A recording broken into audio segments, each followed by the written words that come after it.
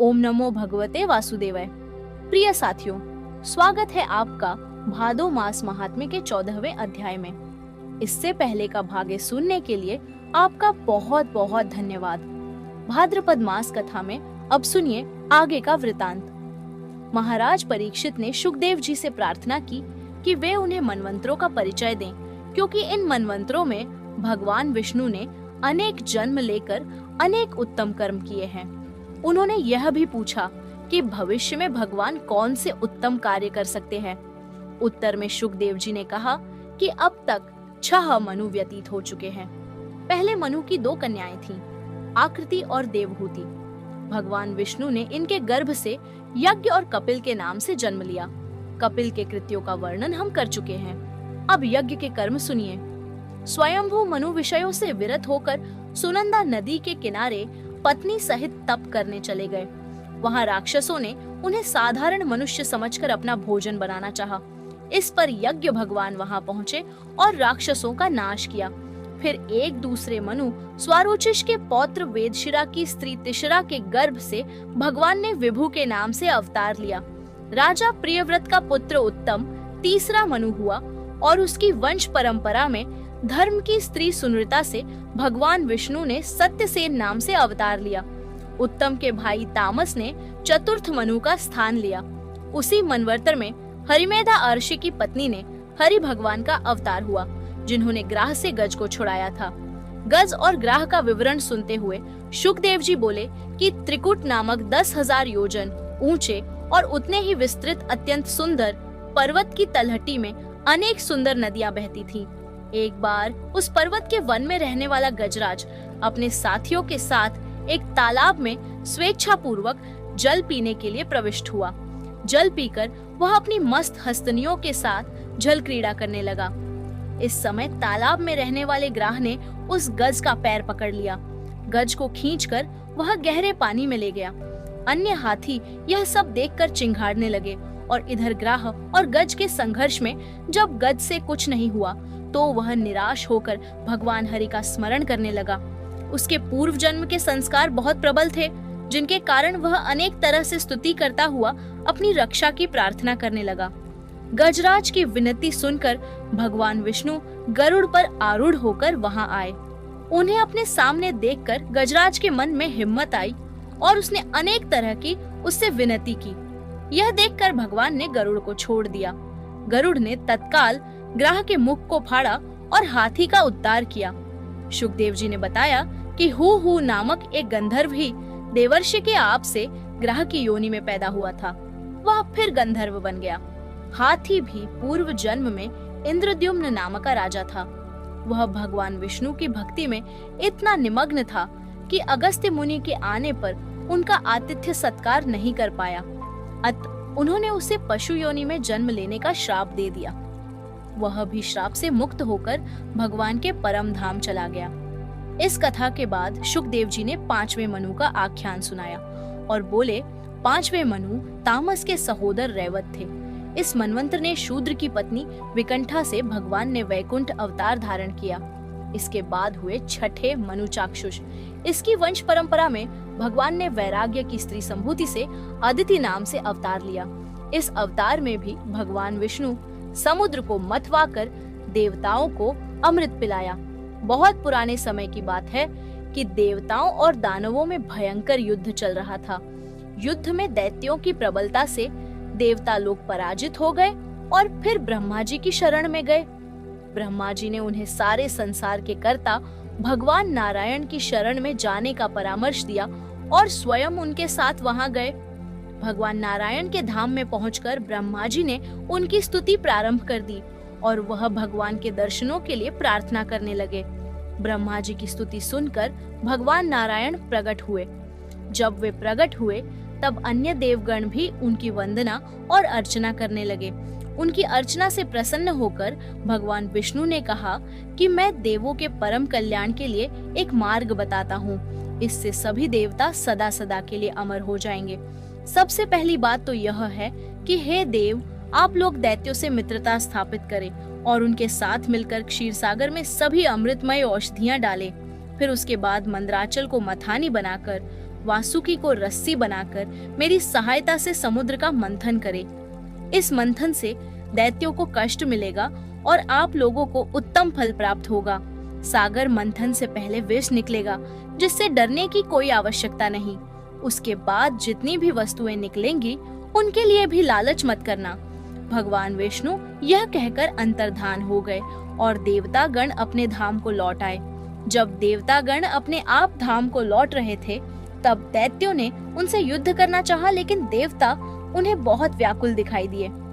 तब दैत्यराज बलि ने दैत्यों को युद्ध से रोक दिया। देवताओं ने बलि के पास पहुंचकर मित्रता का प्रस्ताव रखा और समुद्र मंथन की योजना प्रस्तुत की। दैत्य लोग समुद्र मंथन के लिए तैयार हो गए। सबसे पहले मंदराचल को समुद्र तक लाने का प्रयास किया गया, लेकिन बलि और इंद्र आदि शूरवीर भी उसका भार न उठा सके। कितने ही देवता उसके भार से दबकर क्षत विक्षत हो गए। तब भगवान ने कृपा पूर्वक मंदराचल को आकाश से लाकर समुद्र के बीच डाल दिया। इसके बाद वासुकी को रस्सी बनाकर देव और दैत्य मिलकर समुद्र मंथन करने लगे। वासुकी के मुख की तरफ दैत्य थे और पूंछ की तरफ देवता थे। वासुकी के मुख, नेत्र और सांसों से निकली आग की लपटों से दैत्य लोग बहुत परेशान हुए। उनकी दशा आग से झुलसे हुए देवदार के पेड़ की तरह हो गई। देवताओं की हालत भी कोई अच्छी नहीं थी।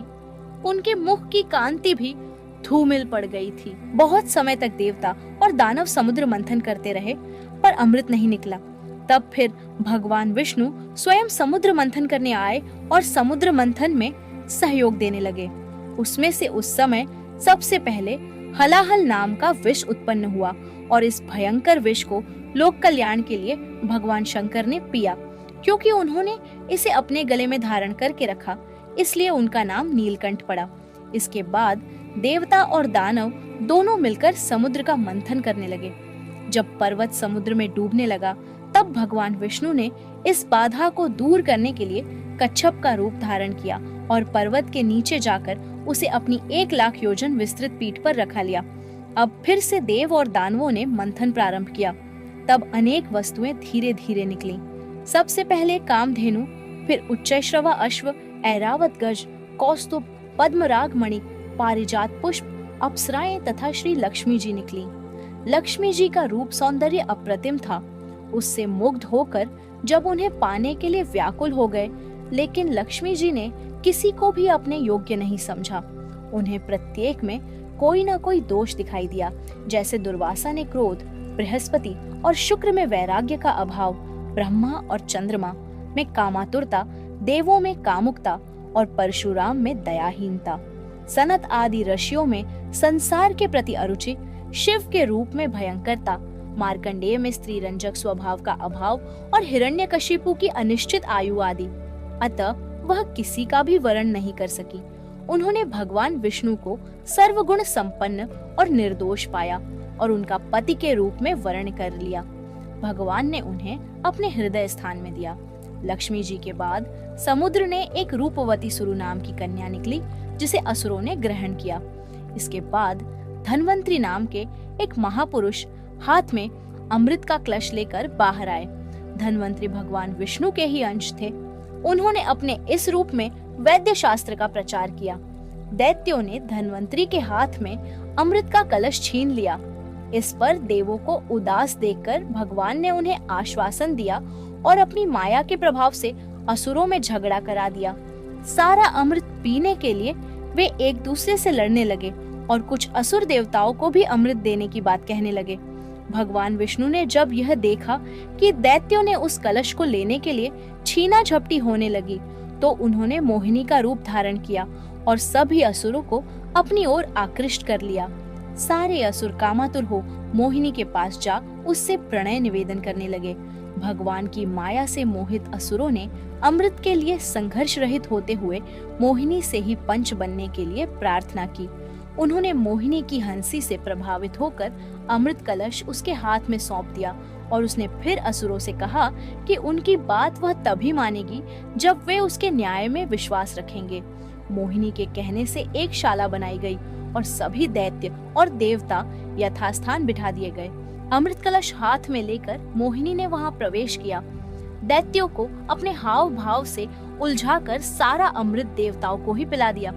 मोहिनी को पाने की अभिलाषा में असुरों के प्रति मोह नहीं रहा, लेकिन राहु ने मोहिनी की चतुराई को समझा और देवताओं का रूप धारण कर दूसरी पंक्ति में आ बैठा। उसे अमृत पीने को मिल गया, लेकिन सूर्य और चंद्रमा को उसके इस कपट का पता चल गया और उन्होंने इसे विष्णु को बताया। विष्णु ने एकदम राहु का सिर काट दिया। अतः अमृत उसके गले से नीचे नहीं उतर सका। अमृत के मुख तक पहुंचने के कारण ब्रह्मा जी ने उसके सिर को अमृतत्व प्रदान किया और उसे एक ग्रह बना दिया। उसी गुस्से के कारण वह पूर्णिमा और अमावस्या को चंद्रमा और सूर्य को ग्रसता है। देवताओं को अमृत पिलाकर मोहिनी रूपधारी भगवान अपने वास्तविक रूप में आ गए। देवों को प्रसन्न और असुरों को अप्रसन्न करके वे अपने धाम चले गए। भगवान विष्णु के छल से व्याकुल असुरों ने देवताओं पर आक्रमण कर दिया, लेकिन अमृत के पी से देवता बहुत शक्तिशाली हो गए थे। दोनों ओर से युद्ध होने लगा। दैत्यों ने समुद्र मंथन में अथक परिश्रम किया था, लेकिन उन्हें अमृत नहीं मिला। इससे पहले भी वे अनेक बार देवताओं को हरा चुके थे और अब दोगुने उत्साह से आक्रमण करने लगे। इंद्र ऐरावत पर चढ़कर देवताओं का नेतृत्व करने लगा। वह बल से भिड़ गया। इसके बाद मित्र प्रहेति से, त्वष्टा शंबर से, विश्वकर्मा मय से और सूर्य वाणासुर से लड़ने लगे। मय से आसुरी युद्ध भी प्रारंभ कर दिया और माया ने चारों ओर भयंकर दृश्य उपस्थित किया। लेकिन जब देवताओं की कुछ न चली, तब उन्होंने विष्णु का स्मरण किया और विष्णु ने प्रकट होकर दैत्यों का विनाश किया। माली और सुमाली दैत्यों का भी विष्णु ने अपने चक्र से सिर काट दिया और माल्यवान दैत्य का सिर काट दिया गया। विष्णु की उपस्थिति में अधिक बलशाली होकर इंद्र पर गदा फेंकी तो उसका हाथ ही मूर्छित होकर गिर पड़ा। इंद्र रथ पर सवार हो गया। फिर जम ने उसके सारथी को भी व्याकुल कर दिया। फिर इंद्र ने जम का सिर काट डाला। जैसे जैसे दैत्य क्रुद्ध होकर युद्ध करते थे, वैसे ही उनका विनाश हो जाता था। लेकिन नमूची नाम का एक दैत्य जब लड़ने आया, उस पर अस्त्र का कुछ भी प्रभाव नहीं हुआ। तब आकाशवाणी हुई कि किसी सूखी और गीली वस्तु से नहीं मरेगा। तभी एक जल फेन दिखाई दिया जो सूखा गीला दोनों था। उसके प्रयोग से इंद्र ने नमूची को मार डाला। ब्रह्मा जी ने नारद को युद्ध बंद कराने के लिए भेजा। युद्ध तो बंद हो गया, लेकिन इधर दूसरी ओर शुक्राचार्य ने अपनी संजीवनी बूटी से मरे हुए असुरों को फिर से जला दिया। आज की वीडियो में इतना ही। इसके आगे का वृतांत आप अगले भाग में श्रवण करेंगे। कथा को कहते समय यदि कोई त्रुटि हुई हो तो क्षमा चाहती हूँ। वीडियो पसंद आई हो तो वीडियो को लाइक कर कमेंट में जय श्री राधे लिखना ना भूलें। और अगर आपने हमारे चैनल को सब्सक्राइब नहीं किया हो तो चैनल को सब्सक्राइब जरूर कर लें, ताकि कोई भी कथा